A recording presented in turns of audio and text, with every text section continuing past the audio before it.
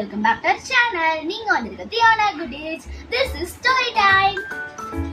உங்கள யாருக்காச்சும் விஷ்ணுவோட சுதர்சன சக்கரம் எப்படி வந்துச்சுன்னு தெரியுமா? நான் சொல்றேன். ஒரு காலத்துல விஷ்ணு சிவனுக்கு 1008 தாமரை மலர்களை அர்ப்பணிக்க போறதா சொல்லியிருந்தாரு. அதனால விஷ்ணு உலகம் முழுவதும் தேடி வெறும் 1007 தாமரை மலர்களை தான் அவருக்கு கொடுக்க முடிஞ்சது. அதனால சிவலிங்கத்துக்கு முன்னாடி அந்த தாமரை மலர்களை வைக்கும் போது சிவன் ரொம்ப சோகமா தான் சிரிச்சாரு. அதனால விஷ்ணு ரொம்ப கவலைப்பட்டு ஒரு உண்மையை சொல்றாரு. என்ன உலகத்துல கமல கண்ணுன்னு அழைப்பாங்க, என்னோட கண்கள் தாமரை போல இருக்கும்.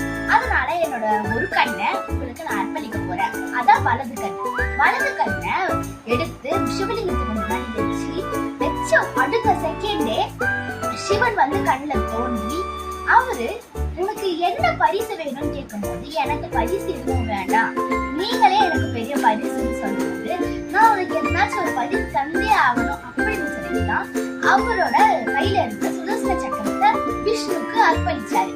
இதான் அந்த கதை.